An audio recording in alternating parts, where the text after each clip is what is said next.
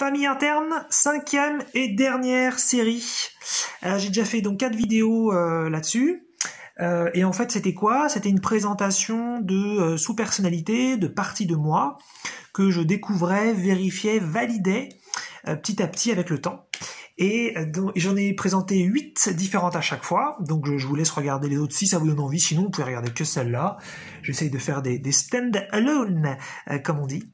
Donc là, il va y avoir encore 8, et ce sera les dernières, parce que ça fera quand même 40, in fine, donc c'est assez impressionnant, 40 sous-personnalités, et même si j'en ai peut-être mélangé certaines sans trop m'en rendre compte, certaines peut-être qui seraient qui seraient la même, que j'aurais décliné en 2, mais peut-être que l'inverse existe aussi, peut-être que comme parfois je donne plusieurs noms à certaines, peut-être qu'en donnant plusieurs noms à certaines, je me suis trompé que c'était en fait des sous-personnalités différentes. Dans tous les cas, j'en ai fait là, donc ça fera 40, si in fine il y en a vraiment, mettons 30 différentes, j'ai dit n'importe quoi, moi je pense qu'on est plus autour des 40, mais mettons 30, ça voudrait dire qu'on en a bien donc plusieurs dizaines, que j'aurais fait ma démonstration jusqu'au bout. Et donc c'est la dernière série parce que je me suis beaucoup amusé à les faire, mais là j'en ai un petit peu assez, en tout cas après cette vidéo. Et puis c'est bon, ça s'arrête pas, quoi. Je suis sûr que je pourrais monter peut-être à une centaine, quoi. Donc voilà, 40, c'est déjà oufissime. Alors, donc je vous redis pas celle d'avant, je vous laisse regarder si ça vous donne envie, sinon c'est pas grave. Donc c'est parti, on y va. La toute première de cette série, c'est la sceptique. Alors, la sceptique. Comme son nom l'indique, voilà, rien de trop compliqué. Elle croit pas beaucoup, elle doute de tout. Elle est un petit peu chiante sur les bords, mais elle est quand même assez marrante. Je me souviens en fait de la fois où je l'ai découvert. C'est quand j'avais vu pour la deuxième fois ou la troisième fois le documentaire Le Secret sur la loi de l'attraction, que je vous conseille si vous connaissez pas trop la loi de l'attraction d'ailleurs et que vous voulez en savoir plus. Je l'avais déjà recommandé dans la vidéo sur la loi de l'attraction.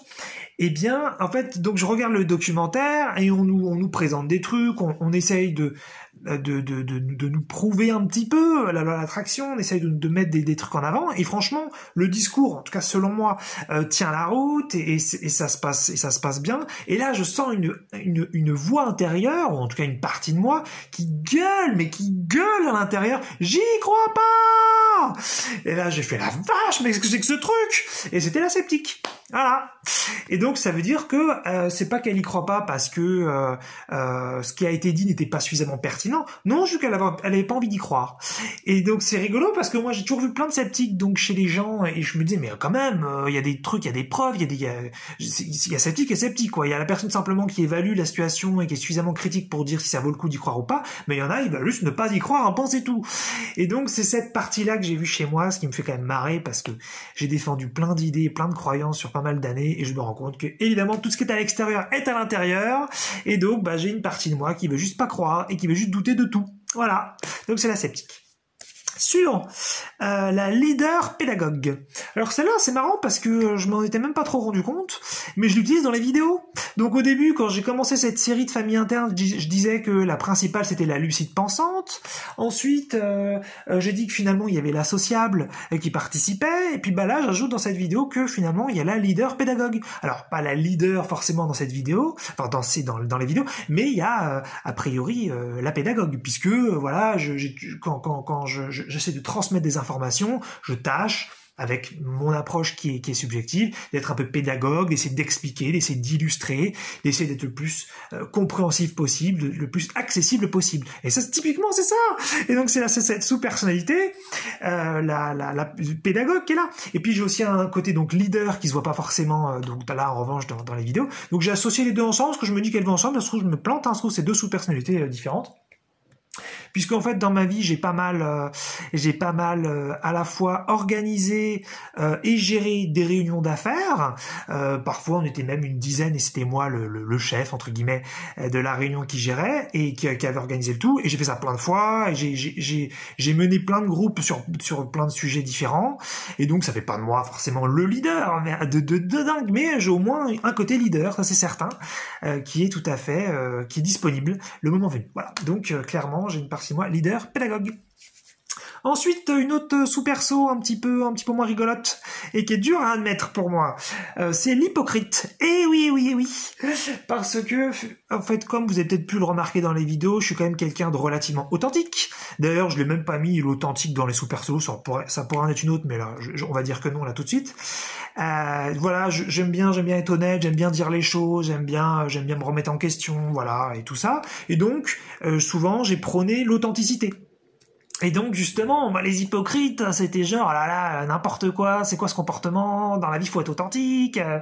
Et puis en fait, voilà, j'ai une partie hypocrite. Je pense qu'elle est quand même relativement petite, hein, voilà, pour ma défense. Mais effectivement, j'ai remarqué que parfois je pouvais penser certaines choses sur certaines situations, sur certaines personnes, et que j'étais pas complètement honnête en fait avec mon comportement à d'autres niveaux, mais je l'avais pas forcément conscientisé. Donc voilà, donc là je l'ai un petit peu admis, mais je suis un petit peu mal à l'aise, je me dis j'ai un petit côté hypocrite, oh là là, non c'est pas vrai, bah si c'est là, c'est une partie de moi.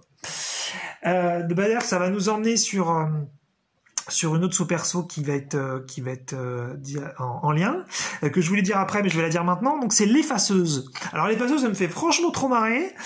C'est vraiment, j'aurais pu l'appeler aussi la nieuse, la dénieuse. Elle est rigolote parce qu'en fait, c'est un petit peu ça. Elle découvre des choses donc chez moi. Par exemple, ou ça pourrait être sans doute aussi dans l'extérieur. Elle découvre des choses et puis en fait ça la dérange. Donc elle fait non ça n'existe pas. Non, c'est pas là. Non, je l'ai pas vu. Mais c'est assez impressionnant en fait. Et donc, je l'avais pas forcément vu au début, mais c'est quand j'ai découvert la partie maltraitante en moi. En fait, c'était tellement choquant pour moi de voir qu'il y avait une petite partie de moi qui demandait d'être maltraitée, que j'ai ressenti une autre partie derrière qui disait non, mais c'est pas vrai, t'as rien vu. Mais c'est trop bizarre. Et donc en fait, ça veut dire que j'étais dans un moment où je demandais a priori de la bientraitance. Ça se passe bien, ok, normal, a priori comme la plupart d'entre nous. Ensuite, je switch sur une petite partie de moi qu'il faut vraiment écouter, qui dit ce serait bien que je souffre, ce serait bien que j'ai des problèmes. Mais c'est vraiment un truc très vague. Il faut vraiment avoir l'oreille tendue. Ok, donc jusque-là, je me rends compte, je suis dans le présent, je vois ça, c'est très conscientisé, je sais que c'est vrai. Et puis, le moment passe, je reviens peut-être dans une bientraitance conscientisée où là, je demande, donc il m'arrive des bonnes choses. Et là, je me dis, mais il y a 5 minutes ou il y a quelques heures, j'ai demandé un peu de maltraitance, non? Et là, il y a l'effaceuse qui arrive et qui fait « Non, c'est pas vrai. » Et donc c'est un truc de ouf, c'est une sorte de clivage, de déni interne qui veut pas voir des parties de soi. Et c'est hallucinant. Donc on a vraiment plein de mécanismes de tous les côtés pour vraiment pas voir certaines choses en face. Donc l'effaceuse, ça me fait marrer. Et puis elle me fait penser aussi au film avec Schwarzenegger qui efface les gens d'un point de vue administratif. Hein, il fait semblant de les tuer pour que pour la société ils soient morts et puis qu'en fait ils puissent continuer de vivre leur vie normalement. Et ça fait un petit peu ça aussi. Ça fait un côté vraiment j'efface et le truc n'existe pas, n'a jamais existé et on fait comme si de rien n'était. C'est assez marrant. Et d'ailleurs, j'ai remarqué ça aussi, chez des gens. Hein, ils ont ce truc-là où ils veulent bien admettre certaines choses à certains instants et ensuite ils veulent plus l'admettre. Donc c'est bizarre. La suivante qui est toute mimi, j'ai appelé la tristoune. La tristoune. Donc comme son nom l'indique, elle est un petit peu tristoune. Et en fait, c'est parce que comme j'ai vécu des choses un peu difficiles dans ma vie, ça a fait que peut-être que là je suis assez souriant, mais en fait dans la vie de façon générale, je suis encore à ce jour assez malheureux. Et ça fait que en fait je m'en suis rendu compte l'autre fois dehors en me baladant. Et je me dis, putain, mais Eric, tu fais la gueule quand même. Alors je suis tout seul dehors, donc j'ai pas forcément besoin de sourire, mais ça m'est déjà arrivé dans d'autres moments où j'étais tout seul dehors et je souriais, je dirais naturellement, pas forcément de façon extrême, mais comme quelqu'un, voilà, qui est bien avec l'environnement et qui fait un petit sourire simple.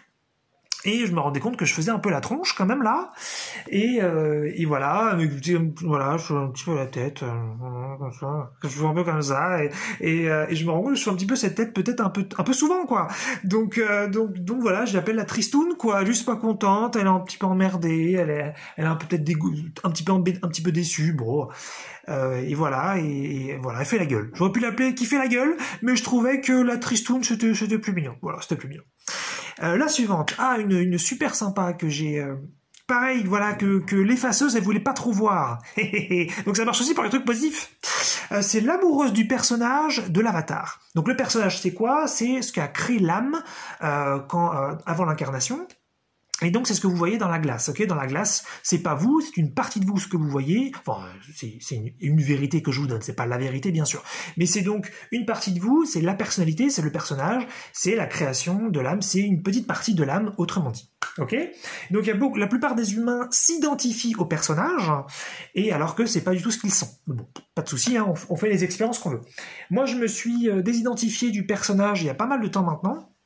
Et en fait, c'est pas tellement venu avec la spiritualité. La spiritualité m'a permis de mettre des mots dessus, où je me suis rendu compte qu'en fait, j'étais pas tellement identifié au personnage. Mais en fait, depuis que je suis môme, ce qui vient peut-être d'ailleurs d'un trauma, mais peu importe, depuis que je suis môme, moi, quand je me regarde dans la glace, c'est pas moi que je vois. Je vois bien qu'il y a Eric dans la glace, qu'il y a un corps, il y a une forme, et ça, je ne la nie absolument pas, et je me dis pas que je devrais avoir une autre forme ou je sais pas quoi, mais je ressens pas que c'est moi. Voilà, c'est tout. Donc après, voilà, ça peut être lié à un trauma, comme je l'ai dit, mais peu importe, en tout cas, je sens pas que c'est moi. Et ce qui fait que d'ailleurs, il y a pas mal de gens en spiritualité qui parlent de ça, que ensuite on peut, l'idée c'est quand même sur Terre d'aimer le personnage, même si c'est pas nous, même si c'est une expérience, que c'est un avatar dans de la 3D, eh bien d'essayer quand même de l'aimer profondément, parce que c'est aussi, si nous c'est l'âme, ou si nous c'est le divin, donc encore plus large que l'âme, eh bien c'est quand même notre création, c'est quand même ce que nous, voilà, une partie de nous, donc c'est notre enfant, d'une certaine façon, hein, une sorte d'enfant donc de spiritualité, non pas de chair et de sang, mais de spirit. Et donc l'idée c'est ça, c'est d'aimer ça. Et en fait je me suis rendu compte que parfois dans certains moments je me trouve beau, en fait, voire très beau, et en fait c'est comme si voilà, je m'aperçois dans une glace, et il y a une petite voix, un petit truc en moi où je sens putain, mais je suis beau en fait, et parfois il y a l'effaceuse qui arrive et qui veut pas dire que c'est pas vrai, ou en fait je sais pas vrai que je suis moche, c'est pas ça qu'elle veut faire, l'effaceuse, mais juste elle va dire non mais ok, mais c'est pas important, passe à la suite. Et là, l'autre fois, j'ai fait stop, il se passe quelque chose, et c'est d'ailleurs quelque chose que je ressens depuis pas mal de temps, où c'est une fois de temps en temps je ressens ça, ça compte, ça a de la valeur, je le vois. Et en fait, voilà, j'ai appelé ça donc l'amoureuse du personnage. Il y a des gens, je crois que ça s'appelle les autophiles, mais je suis pas sûr. Il y a des gens qui sont capables de tomber véritablement amoureux d'eux-mêmes. Moi, je trouve ça trop ouf. J'adore l'idée. Ça ne m'est pas arrivé, mais je trouve ça trop génial. C'est différent du narcissisme. C'est quelque chose de très sain, en fin de compte. C'est l'unité même, c'est-à-dire que vous réalisez que finalement que Dieu est partout, que l'amour est partout, et que vous n'avez pas forcément besoin de faire des projections extérieures pour tomber amoureux. Vous pouvez complètement tomber amoureux de vous-même, et aussi de l'extérieur. C'est pas binaire, c'est pas l'un ou l'autre. Donc pas de souci. Mais voilà. Et en fait, c'est ça, c'est se trouver un petit peu beau.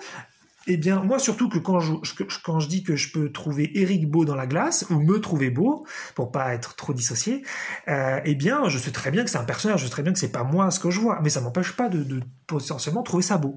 Donc, je trouve ça trop cool. Voilà, je trouve ça trop cool de s'aimer soi, ou d'aimer le personnage, hein, voilà, y a pas de souci, il y a pas besoin de rejeter le corps de quelque façon que ce soit, sous prétexte que ce serait pas nous. Hein, voilà. Donc l'amoureuse du personnage de l'avatar. Allez, il en reste deux. L'avant-dernière, donc ça va être la disciplinée, performeuse, organisée. Donc voilà, comme son nom l'indique, hein, très très disciplinée. Et en fait, c'est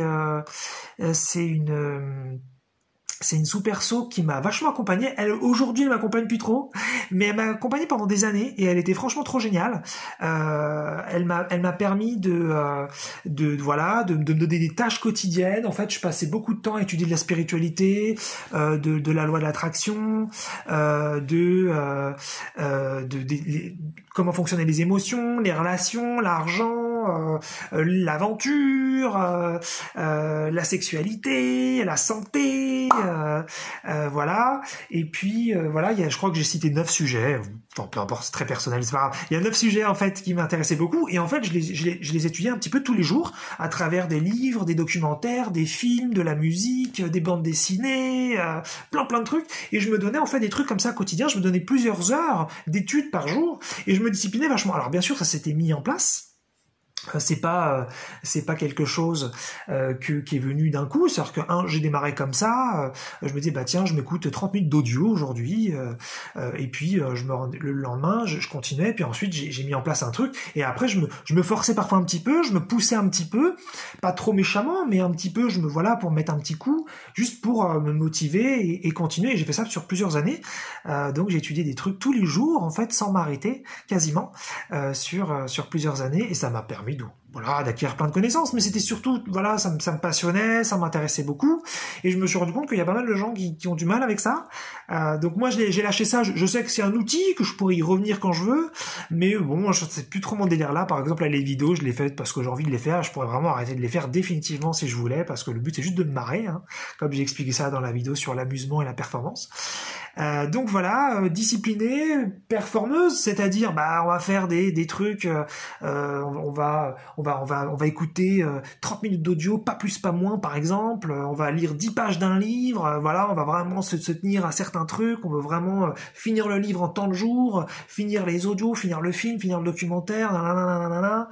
Donc voilà, performance. Et puis organiser aussi, parfois je me donnais plein de petits trucs, ça pourrait être aussi les calculs financiers mensuels, je faisais un tableau, et puis j'étais très précis, et puis j'évaluais plein de trucs, j'évaluais toutes les dépenses, je comptais tout. J'avais aussi fait ça d'ailleurs une fois pour prendre du poids au sens musculation, et donc je pesais tout, je faisais gaffe à tout, voilà, bref. Donc c'est un truc que j'utilise plus trop, que je trouve un petit peu rigide aujourd'hui, que je trouve un petit peu chiant, un petit peu moins marrant, mais vraiment j'ai beaucoup de gratitude parce qu'elle m'a vraiment servi pendant longtemps, et elle était super.